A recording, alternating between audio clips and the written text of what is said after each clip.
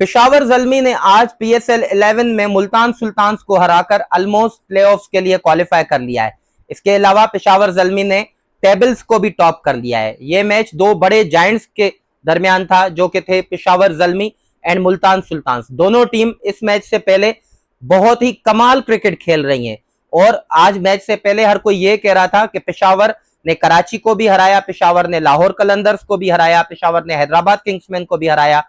Peshawar unbeaten चल रही थी, लेकिन आज पेशावर का मुकाबला था मुल्तान सुल्तान्स के साथ जो इस PSL में सबसे ज्यादा अच्छी क्रिकेट खेल रही थी। लेकिन पेशावर ने आज मुल्तान सुल्तान्स को हराकर टेबल भी टॉप किया एंड प्लेऑफ्स के लिए भी ऑलमोस्ट क्वालिफाई कर लिया। क्या कमाल कप्तानी की है आज बाबर आजम ने। आज बाबर आजम की कप्तानी बिल्कुल वैसी ही नजर आई जैसे 2021 के T20 वर्ल्ड कप में वो अनबीटन चल रहे थे अनटिल एंड अनलेस अगर वो हसन अली का कैच ड्रॉप नहीं होता और शाहिन शाह अफरीदी वो मैथ्यू वेड से 3 छक्के कंसीड ना करते। वैसी ही कप्तानी मतलब इस PSL में एक बाबर आजम दूसरे एस्टन टर्नर, ये दो इतनी कमाल कप्तानी कर रहे हैं कि आप देखें कि उनकी बहुत कम गलतियां हैं एज कैप्टन्स। इसके अलावा क्या कमाल आज बॉलिंग की है पेशावर ज़ल्मी ने। बिलखुसूस में बात करूंगा सुफियान मुकीम की, जिन्होंने आज एक बार फिर 3 विकेट्स, क्रूशल 3 विकेट्स ली 30 रन देके। उन्होंने सिर्फ 3 विकेट्स नहीं ली लेकिन 3 बड़ी विकेट्स ली। मुल्तान सुल्तान की बैटिंग लाइनअप में सिर्फ 3 ही वो प्लेयर हैं जो मैच को एक साइड पे ले जाने की सलाहियत रखते हैं। Number 1 Steve Smith. Steve Smith जब एक्सेलरेट करना चाह रहे थे उस टाइम सुफियान मुकीम ने उनको आउट किया। नंबर 2 पे जोश फिल्पी। जब जोश फिल्पी बिल्कुल सेट थे, इतनी कमाल बैटिंग कर रहे थे, वहां पे लग रहा था कि जोश फिल्पी शायद इस चेज को बिल्कुल आसान बना देंगे और वहां पे सुफियान मुकीम ने आके जोश फिल्पी को आउट किया। एक ही ओवर में उन्होंने पहले स्मिथ को आउट किया एंड फिर जोश फिल्पी को आउट किया। एंड जोश फिल्पी एंड स्मिथ को एक साथ खेलने का इतना ज्यादा तजर्बा है, वो सिडनी सिक्सर्स में भी एक साथ ही खेलते रहे हैं, तो दोनों की बहुत अच्छी अंडरस्टैंडिंग है और एक पार्टनरशिप डेवलप हो चुकी थी। और वहां पे पहले उन्होंने स्मिथ को आउट किया, उसके बाद जोश फिल्पी को आउट करके मैच को बिल्कुल एक्साइड कर दिया। उसके बाद जब सुफियान मुकीम अपने स्पेल का लास्ट ओवर करना चाहे तो वहां पे मुल्तान सुल्तान्स के कैप्टन बॉल 1 से अटैक करना चाह रहे थे। उन्होंने सुफियान मुकीम को एक डीप मिड विकेट पर छक्का भी लगाया, लेकिन सुफियान मुकीम ने क्या कमाल डिलीवरी डाल के उनको बोल्ड किया। सो सिर्फ सुफियान मुकीम विकेट्स नहीं ले रहे, हर मैच में वो बड़ी क्रूशल विकेट्स ले रहे हैं, उन बल्लेबाजों की विकेट्स ले रहे हैं जो कि मैच को एक साइड करने की सलाहियत रखते हैं। और सुफियान मुकीम हर दिन, जिस दिन पेशावर ज़ल्मी मैच खेल रही है, वो हर दिन यहाँ पे आकिब जावेद को एंड पाकिस्तान टीम के हेड कोच माइक हैसन को रुसवा करने का मौका नहीं छोड़ रहे। वो हर दिन उनको बता रहे हैं कि आपने मेरे साथ गलत किया मुझे ड्रॉप करके। वो हर दिन ये बता रहे हैं कि T20 वर्ल्ड कप में सुफियान मुकीम पहली प्रायोरिटी होने चाहिए थे स्पिन अटैक को लीड करने के लिए। लेकिन मुझे नहीं लगता, सुफियान मुकीम इतनी अच्छी परफॉर्मेंस से पहले भी बहुत कमाल बॉलर था। उसने पाकिस्तान के लिए जब जब खेला है उसने खुद को प्रूव किया है। मैं इसलिए नहीं कह रहा कि सुफियान मुकीम इस PSL में टॉप विकेट टेकर है, लेकिन सुफियान मुकीम पाकिस्तान टीम से ड्रॉप नहीं बनता था। उसके बाद इफ्तिखार अहमद जो जिसको पूरा पाकिस्तान चाचा कहता है, लेकिन वो कह रहे हैं कि नहीं अभी भी मेरी क्रिकेट बाकी है। लग रहा है कि वो 40-45 साल के नहीं लेकिन 25 साल के हैं। इतनी कमाल बॉलिंग की है उन्होंने, मतलब उन्होंने भी 2 बड़ी क्रूशल विकेट्स ली। साहिबजादा फरहान जो ऊपर से आके मतलब 100s पे 100s कर रहे हैं, 50s पे 50s कर रहे हैं और मतलब वो अकेले ही मैच को एक साइड ले जाते हैं। इफ्तिखार अहमद ने उनकी क्रूशल विकेट ली एंड नीचे से उन्होंने आके शान मसूद को आउट किया जो इतनी कमाल बैटिंग कर रहे थे और मैच को बिल्कुल एक साइड कर दिया। And last but not the least, Naheed Rana Pakistan में कितना भी बड़ा कोई बैटर है, इस PSL में नहीद राना की जो एंट्री हुई है वो इतनी कमाल है कि कोई बैटर हो, मतलब कराची किंग्स की बैटिंग लाइनअप हो और लाहौर कलंदर्स की बैटिंग लाइनअप देखें, आप हैदराबाद किंग्समैन की बैटिंग लाइनअप देखें एंड आज आप मुल्तान सुल्तान्स की बैटिंग लाइनअप देखें, ऑस्ट्रेलियन प्लेयर हो, पाकिस्तानी प्लेयर हो, न्यूजीलैंड का प्लेयर हो, कोई भी नहीद राना को पिक नहीं कर पा रहा। वजह क्या है? 150 किलोमीटर पर आवर से अबव की उनकी पेस है और जितना वो अच्छा शॉर्ट पिच गेंद को यूज करते हैं, जितना वो अच्छा बाउंसर्स यूज कर रहे हैं, वो अनप्लेबल है किसी भी टीम के लिए। और मुझे ये समझ नहीं आता कि पेशावर ज़ल्मी इतना लकी कैसे है कि नहीद राना जैसा बॉलर उनको सिर्फ 60 लाख रुपए में मिल गया है। उसके बाद आज मिस्टर कंसिस्टेंट कुशाल मेंडिस ने आज एक फिर 50 स्कोर कर दी। लास्ट 3 मैचेस में उनके 350 हैं, एक 100 है। मतलब कुशाल मेंडिस अगर ये फॉर्म श्रीलंका के लिए टी20 वर्ल्ड कप में दिखाते तो शायद श्रीलंका टी20 वर्ल्ड कप का शायद सेमीफाइनल या फाइनल खेल रहा होता। कितनी कमाल कुशाल मेंडिस की सूरत में पेशावर ज़ल्मी को एक बैट्समैन मिला है जो कि स्पिनर्स को इतना कमाल खेलता है, इवन फास्ट बॉलर्स को इतना कमाल खेलता है। जहां पे मिडिल ओवर्स में सारी टीमें फंस रही हैं क्योंकि पुराने बॉल से बैटिंग करना मुश्किल है, क्योंकि बॉल बैट पे इतना अच्छा नहीं आता, वहां कुशाल मेंडिस डोमिनेट कर रहे हैं, चाहे वो स्पिनर्स हो चाहे वो फास्ट बॉलर्स हो। तो पेशावर ज़ल्मी की बहुत अच्छी परफॉर्मेंस थ्रू आउट जा रही है। शादाब खान की इस्लामाबाद यूनाइटेड को तो खुशकिस्मत मतलब मैं मानूंगा, क्योंकि वो मैच वॉश आउट हो गया था, वरना जिस फॉर्म में पेशावर ज़ल्मी चल रही है और जिस तरह का कॉम्बिनेशन उनका बन गया है और जिस तरह बाबर आजम कप्तानी कर रहे हैं, तो ये मैच वो हरा लेते और 1 पॉइंट पेशावर ज़ल्मी को और मिल जाता। सो पेशावर ज़ल्मी अब PSL 11 में ऑलमोस्ट प्लेऑफ के लिए भी क्वालिफाई कर चुकी है। एंड इसके अलावा पेशावर ज़ल्मी अभी HBL PSL 11 की टेबल पे भी नंबर 1 पर है। 6 मैचेस पेशावर ज़ल्मी ने खेले हैं, जिसमें से 5 पेशावर ज़ल्मी जीता है एंड 1 मैच बारिश की नजर हो गया। सो पेशावर ज़ल्मी के 11 पॉइंट्स बनते हैं। और अब हम मैच पे स्टार्टिंग से बात करते हैं। So welcome to my YouTube channel runs and wickets, where every run counts and every wicket matters. अब हम मैच में स्टार्टिंग से बात करते हैं। मुल्तान सुल्तान्स ने आज टॉस जीतकर पहले बॉलिंग का फैसला किया और जब टॉस पर उरूज मुमताज ने एस्टन टर्नर जो मुल्तान सुल्तान्स के कैप्टन है उनसे पूछा कि बॉलिंग करने की वजह, तो उन्होंने कहा कि पिच को देखकर हमें ये मतलब पिच को देखकर ये कहा जा रहा है कि ये ऑस्ट्रेलियन मट्टी या ऑस्ट्रेलियन सॉइल से पिच बनी हुई है, लेकिन पिच के कलर को देख के या पिच की सिचुएशन को देख के ये बिल्कुल भी नहीं लग रहा। एस्टन टर्नर ने कहा कि ये ऑस्ट्रेलियन सॉइल वाली है। सो हम पहले बॉलिंग करके पिच को एसेस करना चाहते हैं और यहाँ पे मुझे लग रहा है जो कि सही तरह से पिच रीड नहीं कर पाए मुल्तान सुल्तान्स के कैप्टन और मुल्तान सुल्तान्स की इवन मैनेजमेंट, क्योंकि यहाँ पे कराची की पिच लाहौर की पिच से काफी डिफरेंट है, क्योंकि लाहौर की पिच पे बैट पे बॉल ज्यादा अच्छा आता है। तो आपने वहां पे देखा होगा कि 250 248 ये रन्स भी बने हैं। इवन कराची की पिच पे भी पेशावर ज़ल्मी ने 246 बनाया था, लेकिन यहाँ पे आपको सिर्फ स्लोगिंग या जो लपे घुमाना होता है वैसी बैटिंग नहीं चलती। इवन जैसे लाहौर कलंदर के जो ऑलराउंडर है सिकंदर रजा, उन्होंने भी कहा था कि कराची में आपको सर्वाइव करने के लिए बैट्समैनशिप अच्छी चाहिए, ना कि आप हर वक्त स्लोगिंग करें। सो कराची में जैसे बाबर आजम खेलते हैं या जैसे कुशाल मेंडिस खेलते हैं, टाइम लेते हैं, बैट पर बॉल को आने देते हैं। सो टॉस जीतकर मुल्तान सुल्तान ने पहले बॉलिंग का फैसला किया। पेशावर ज़ल्मी के तरफ से आज ओपनिंग करने कैप्टन बाबर आजम एंड मोहम्मद हारिस आए। आज मोहम्मद हारिस ने क्या कमाल कैमियो खेला है, क्या कमाल स्टार्ट दिया है। मतलब जो 196 रन किए हैं पेशावर ज़ल्मी ने, उसमें जो मोहम्मद हारिस का फाउंडेशन है वो सबसे अहम है। 38 रन उन्होंने बनाए 17 बॉल्स पर, जिसमें 4 बाउंड्रीज हैं, 3 सिक्सेस हैं, 223.5 का स्ट्राइक रेट। देखिए मोहम्मद हारिस पे हम गुज़िश्ता 3 से 4 मैचेस में ये बात कर रहे थे कि मोहम्मद हारिस के पास रेंज ऑफ शॉट्स बहुत हैं। वो लॉन्ग ऑन पर छक्का लगा सकते हैं, डीप मिड विकेट पर छक्का लगा देते हैं, उनकी स्वीप अच्छी है, वो स्ट्रेट पर अच्छा खेलते हैं। लेकिन मसला कहाँ आ रहा था? मोहम्मद हारिस की शॉट सिलेक्शन पर। सो आई थिंक आज मोहम्मद हारिस ने अपनी बैटिंग पर काफी काम किया है और मोहम्मद हारिस की शॉट सिलेक्शन आज काफी मैच्योर थी। वो अपनी स्टंप्स को एक्सपोज नहीं कर रहे थे और बॉल को मेरिट पर खेल रहे थे। तो उन्होंने 2 छक्के मेरे ख्याल से लॉन्ग ऑन पर लगाए, मिड विकेट पर 1 छक्का लगाया, यहाँ पे पॉइंट की तरफ 1 बाउंड्री लगाई। So he was playing too well.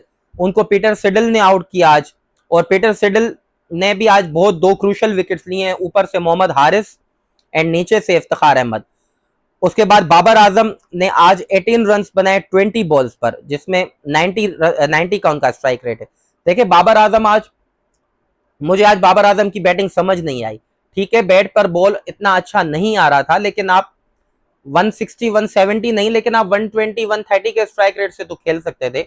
और मुझे समझ नहीं आया कि जब बाबर आजम ने मोहम्मद नवाज को एक्स्ट्रा कवर की तरफ 1 छक्का लगाया, जब छक्का लगाया तो उनको यहाँ पे, जहाँ पे कल उबैद शाह ने उनको परसों बाउंसर मारा था, तो तब उनका कंकशन टेस्ट भी लिया गया था, लेकिन उनको यहाँ पर कोई मतलब डिस्कम्फर्ट फील हुआ या कोई इशू था। उसके बाद मतलब वो छक्का लगाने के बाद बाबर आजम ने बहुत कोशिश की बड़े शॉट्स लगाने की, मतलब हर स्पिनर को भी चार्ज करना चाह रहे थे। पावर प्ले का जो लास्ट ओवर था उसमें मोहम्मद इस्माइल को उन्होंने चार्ज करना चाहा लेकिन उनके शॉट्स बैट पर बॉल इतना अच्छा आ नहीं रहा था। और मैं यहाँ तारीफ करूंगा कि जो मुल्तान सुल्तान के बॉलर हैं मोहम्मद इस्माइल, क्या कमाल ये बंदा टैलेंट है कि अभी उन्होंने पाकिस्तान के लिए भी नहीं खेला, पहली दफा पीएसएल खेल रहे हैं। आप उनकी पेस देखें, हर बॉल 140 से अबव करते हैं। और उनको पावर प्ले में बॉल दे या उनको डेथ ओवर में, जब डेथ ओवर में वो 17वें 18वें ओवर में आए तो उन्होंने सिर्फ 5 रन कंसीड किए। कितने पक्के यॉर्कर लगा रहे हैं और उनकी पेस भी है और वो मिक्सअप भी अच्छा करते हैं, स्लोअर बॉल भी अच्छा कर लेते हैं। और जो लेंथ है उनकी, वही 6 से 8 मीटर वाली जो लेंथ बॉल है, हार्ड लेंथ को वो हिट करते हैं।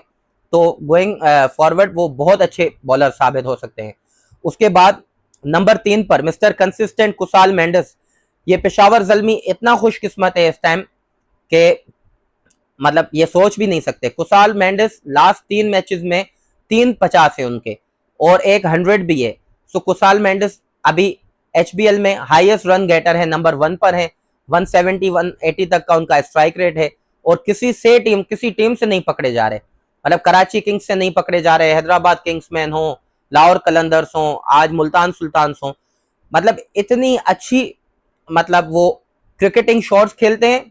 और कभी कभी वो जो पीछे fine leg and square leg की तरफ जो स्कूप खेलते हैं, मतलब प्रॉपर, मतलब बिल्कुल लो रिस्क क्रिकेट खेल रहे हैं। और जो स्टेबिलिटी पेशावर ज़ल्मी को चाहिए मिडिल ओवर्स में, देखें मिडिल ओवर्स में इन पिचेस पे खेलना काफी मुश्किल है, क्योंकि जैसे ही 6 ओवर के बाद बॉल पुराना होता है तो बैट पर बॉल अच्छा नहीं आता। लेकिन कुसाल मेंडिस वो प्लेयर हैं, आप पूरी की 8 टीम्स दिखाएं जो मिडिल ओवर्स में सबसे ज्यादा कमाल बैटिंग कर रहे हैं, जहां पे मुश्किल फेज होता है।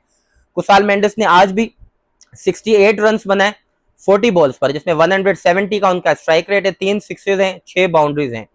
उनको मोहम्मद इस्माइल ने आउट किया।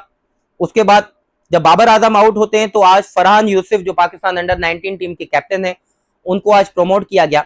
यहाँ पे पेशावर ज़ल्मी की मैनेजमेंट को मैं बहुत सराहना चाहूंगा।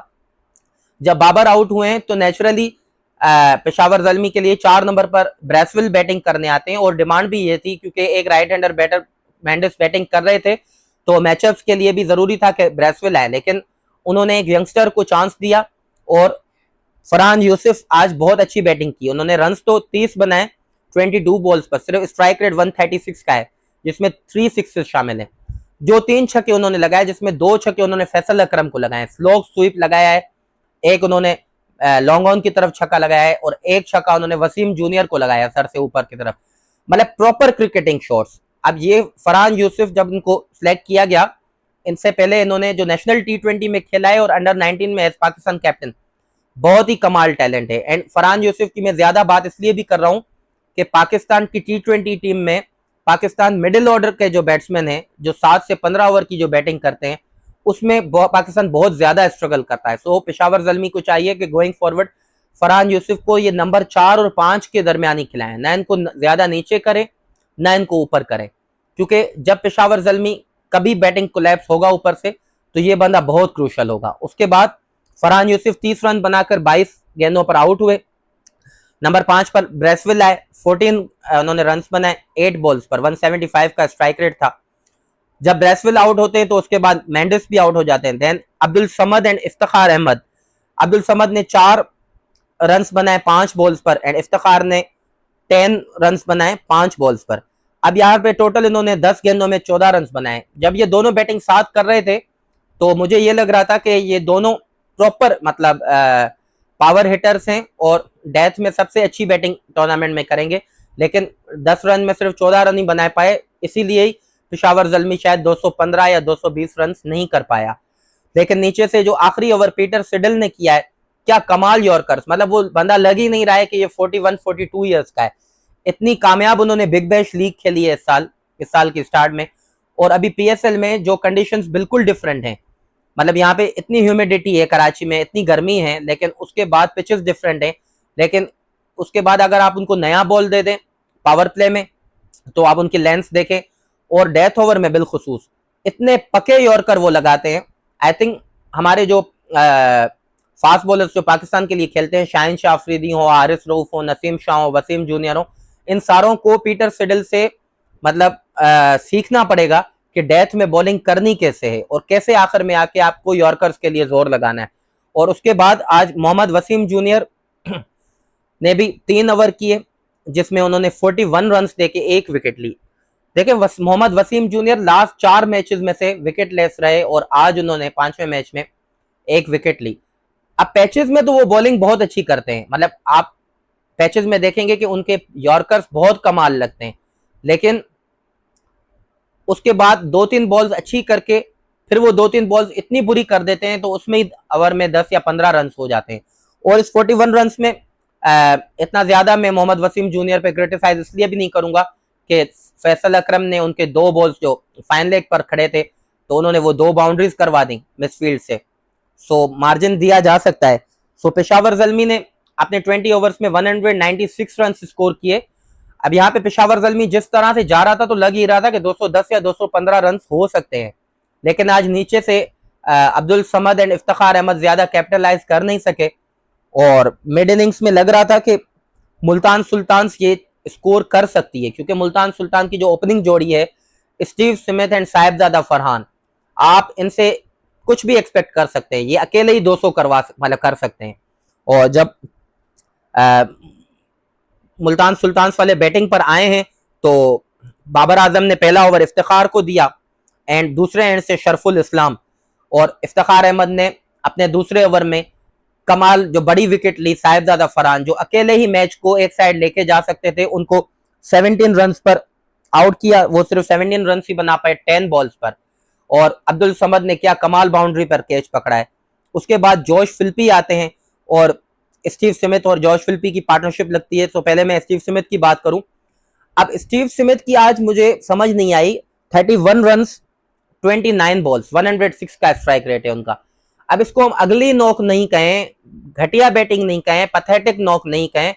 अब जब हमारे पाकिस्तानी प्लेयर्स ऑस्ट्रेलिया बीबीएल में जाते हैं और स्ट्रगल करते हैं तो वहां के कमेंटेटर्स क्या कहते हैं, किस तरह के कमेंट्स करते हैं।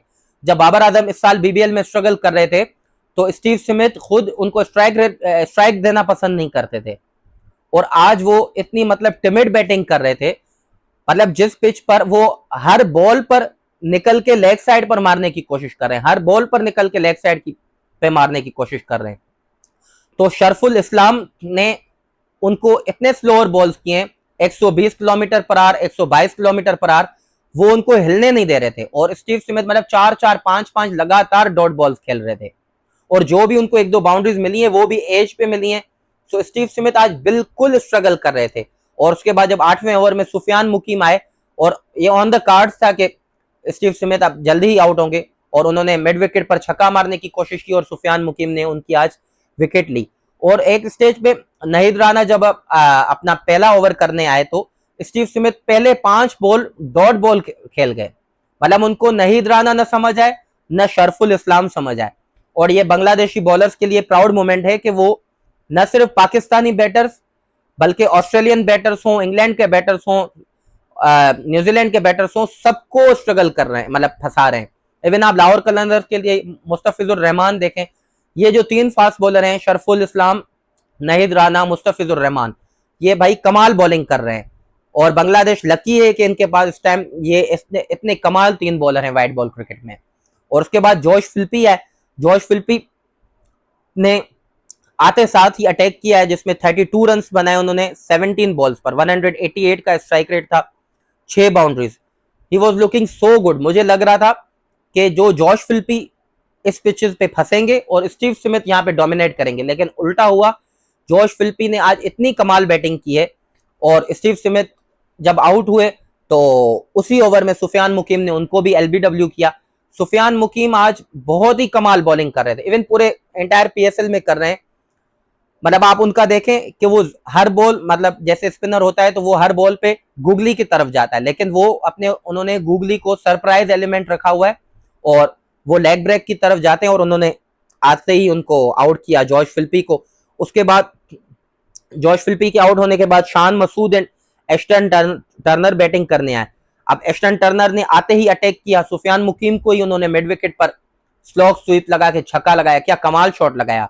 और सुफियान मुकीम जब अपने लास्ट ओवर में आए, क्या उन्होंने कमाल लेग ब्रेक किया है, और सिर्फ उनको ऐसे नहीं किया है कि डिसीव करके बड़ा शॉट लगवाए और कैच आउट किया, उनको बोल्ड किया है, मतलब प्रॉपर स्किल था, प्रॉपर बॉल ग्रिप और टर्न हुआ है और एस्टन टर्नर को आउट किया है। अब सुफियान मुकीम ने देखे उनके 3 क्रूशल बैटर्स जो जिस पे डिपेंड करती है, जो 3 ऑस्ट्रेलियन जो ट्रायो है, स्मिथ, एस्टन टर्नर एंड जोश फिल्पी, तीनों की आउट किया। अब यहां पे तो ऐसे ही लग रहा था कि पेशावर ज़ल्मी ये मैच 95% जीत गया है। यहां पे एक टेक्टिकल एरर या टेक्टिकल ब्लंडर कहें बाबर आजम की तरफ से हुआ। जब आखिरी 6 ओवर्स में 72 रन चाहिए थे और आखिरी 6 ओवर्स बचे थे, उसमें से 3 ओवर्स मतलब 2 ओवर नहीद राना के बचे हुए थे, 1 ओवर शरफुल इस्लाम का बचा हुआ था, 2 ओवर इफ्तिखार के बचे हुए थे, 2 ओवर ब्रेसवेल के बचे हुए थे। वहां पे 15वें ओवर के लिए बाबर आजम ने आमिर जमाल को बॉलिंग के लिए आया। ये क्या तुक थी बाबर आजम की, मुझे ये समझ नहीं आई कि जब 2 लेफ्ट हैंडर बैटर खेल रहे थे तो आपके पास 2 ओवर इफ्तिखार के थे, इफ्तिखार ने 13वें ओवर में इतनी कमाल बॉलिंग की, सिर्फ 5 रन कंसीड किए। तो 2 लेफ्ट हैंडर खेल रहे थे तो आप इफ्तिखार को भी इंट्रोड्यूस करवा सकते थे 15वें ओवर में, या आप ब्रेसवेल को ले आए थे। ठीक है, मैं मानता हूं ब्रेसवेल आज एक्सपेंसिव गए, लेकिन 2 लेफ्ट हैंडेड बैट्समैन खेल रहे थे। वहां पे बाबर आजम आमिर जमाल को लाए, आमिर जमाल ने 21 रन कंसीड किए हैं। मतलब मुझे आमिर जमाल की समझ नहीं आती, बाबर आजम उन पे इतना ट्रस्ट कर रहे हैं, इतना उनको बैक कर रहे हैं कि जब भी मैच में बिल्कुल आसान सिचुएशन होती है, आमिर जमाल को वो उस टाइम बॉलिंग देते हैं कि उनका कॉन्फिडेंस बढ़े और वो विकेट्स ले लें। लेकिन आए हैं उन्होंने 4 बाउंड्रीज कंसीड की हैं शान मसूद से। अब शान मसूद जैसे मीडियोकर बैट्समैन से कोई भी दुनिया का बॉलर शान मसूद जैसे बैटर से अगर 1 ओवर में 4 बाउंड्रीज कंसीड करेगा तो ये अलमिया ही है। शान मसूद एक मीडियोकर प्लेयर है, आमिर जमाल आपका इतना अच्छा मयार है और आप इतने अच्छे ऑलराउंडर हैं, आप शान मसूद जैसे बैटर से 4 बाउंड्रीज कंसीड कर रहे हैं, मतलब ये एक्सेप्टेबल ही नहीं है। आप चले किसी अच्छे बैटर से रन कंसीड करते तो कोई आपको कुछ नहीं कहता। आप 4 बाउंड्रीज कंसीड किए हैं, 2 वाइड्स किए हैं, 3 सिंगल, मतलब जहां पे सिर्फ 72 रन चाहिए थे आपने 21 रन दिए। उसके बाद 5 ओवर्स में मुल्तान को जीतने के लिए सिर्फ 52 रन चाहिए थे और 80% मुल्तान वहां से मैच एक ही ओवर में टर्न अराउंड करके जीतने की तरफ चला गया था। वहां पे तो फिर बाबर आजम की कैप्टनसी, एक उन्होंने ब्लेंडर किया लेकिन उसके बाद बहुत अच्छी कप्तानी की। 16वां ओवर उन्होंने इफ्तिखार को दिया जिन्होंने आके शान मसूद की विकेट ली। उसके बाद 17वें ओवर में बाबर आजम के पास ये ऑप्शन थी कि वो नाहिद राना को 18th एंड 20th में यूज करें या नाहिद राना को 17th में लिया है, और उन्होंने अटैकिंग ऑप्शन यूज किया कि नाहिद राना को पहले ही लेके आए।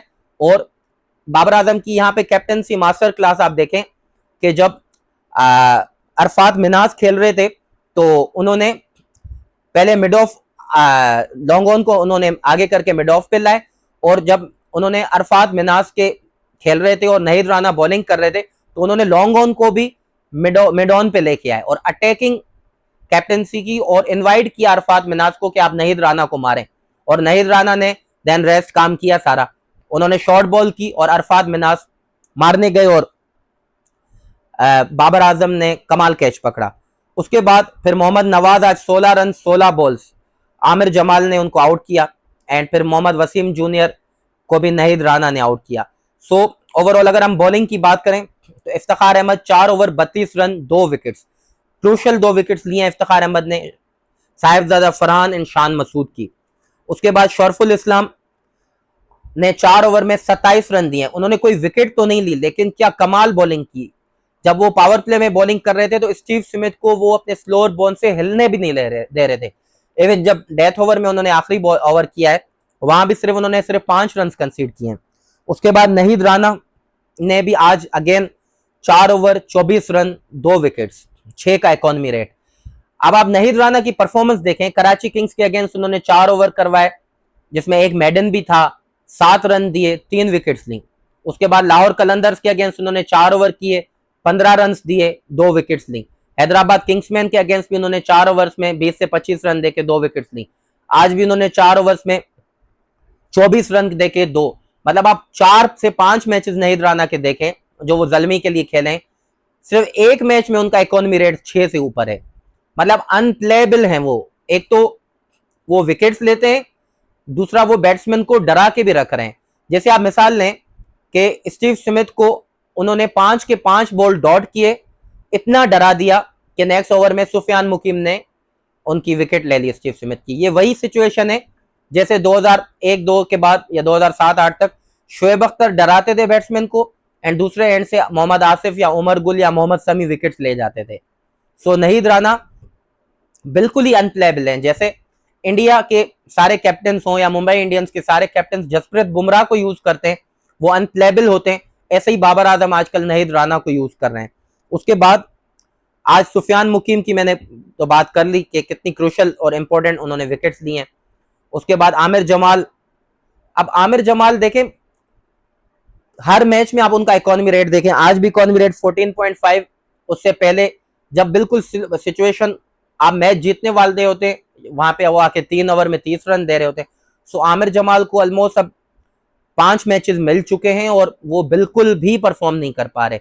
So it's high time for Zalmi management कि वो आमिर जमाल की जगह पे एरन हार्डी को रिप्लेस करें, ताकि आपकी बैटिंग में भी डेप्थ आएगी और बॉलिंग में भी आपकी बॉलिंग ज्यादा मजबूत होगी। उसके अलावा आज माइकल ब्रेसवेल काफी ऑफ कलर नजर आए, 2 ओवर में 27 रन, 13.5 का उनका इकोनॉमी रेट था।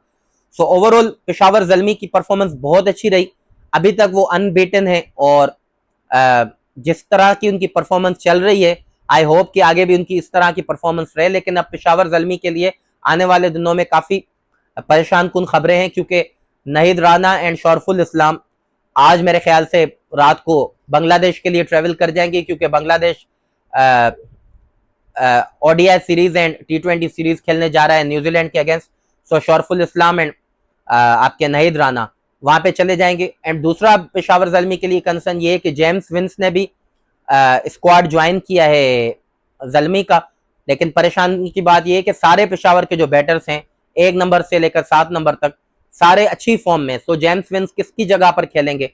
एंड दूसरी बात कि शरफुल इस्लाम और नहीद राना को रिप्लेस कौन करेगा? आप आई थिंक अली रजा की ऑप्शन है और खुरम शहजाद या शाहनवाज धानी में से कोई आप एक को खिला सकते हैं। सो आपके पास 2 ओवरसीज प्लेयर्स की स्लॉट आ जाएगी, जिसको आप एरन हार्डी आमिर जमाल की जगह खेल सकते हैं और जेम्स विंस अब किसकी जगह खेलते हैं, क्योंकि 4 ओवरसीज प्लेयर तो आपको खिलाने हैं। अब जेम्स विंस अपेरेंटली तो लग ही रहा है कॉम्बिनेशन के हिसाब से कि जेम्स विंस या तो मोहम्मद हारिस की जगह खेलें या तो फरहान यूसुफ की जगह खेल रहे हैं, जिन्होंने दोनों ने आज अच्छी बैटिंग की है। आप पेशावर ज़ल्मी की इस परफॉर्मेंस के बारे में कोई अपनी राय देना चाहते हैं तो कमेंट बॉक्स में अपनी राय दीजिए और ये भी बताइए कि क्या शरफुल इस्लाम और नहीद राना के जाने के बाद क्या पेशावर ज़ल्मी इस तरह से PSL में डोमिनेट कर पाएगी या नहीं, और शरफुल इस्लाम और नहीद राना कब तक वापस आएंगे? आई थिंक प्लेऑफ या फाइनल में शायद वो वापस आ भी जाए, क्योंकि 3-3 मैचेस की उनकी T20 एंड ODI सीरीज है न्यूजीलैंड के अगेंस्ट। और हमारे चैनल रन्स एंड विकेट्स को सब्सक्राइब भी करें और बेल आइकन को लाजमी प्रेस करें ताकि आपको आने वाली वीडियोस का नोटिफिकेशन मिल सके।